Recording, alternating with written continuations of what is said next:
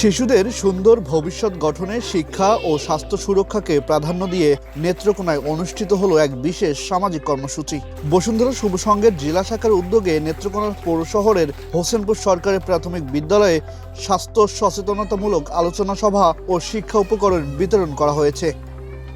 বৃহস্পতিবার দুপুরে আয়োজিত এই অনুষ্ঠানে কোমলমতি শিক্ষার্থীদের ব্যক্তিগত স্বাস্থ্যবিধি, হাত ধোয়ার সঠিক নিয়ম, পরিচ্ছন্নতা এবং পুষ্টিকর খাবারের গুরুত্ব সম্পর্কে বিস্তারিত ধারণা দেওয়া হয়। আলোচনা শেষে বিদ্যালয়ের মেধাবী ও অসচ্ছল শিক্ষার্থীদের মাঝে খাতা কলম সহ প্রয়োজনীয় বিভিন্ন শিক্ষা সামগ্রী বিতরণ করেন অতিথিরা। শুভ সংঘের জেলা সভাপতি আব্দুর রহমানের সভাপতিত্বে অনুষ্ঠানে শিক্ষক, অভিভাবক ও স্থানীয় গণ্যমান্য ব্যক্তিরা উপস্থিত ছিলেন। এ সময় বক্তারা বলেন, সুবিধাবঞ্চিত শিশুদের শিক্ষার আলোয় আলোকিত করতে সমাজের বিত্তবানদের এমন মানবিক উদ্যোগে এগিয়ে আসা প্রয়োজন।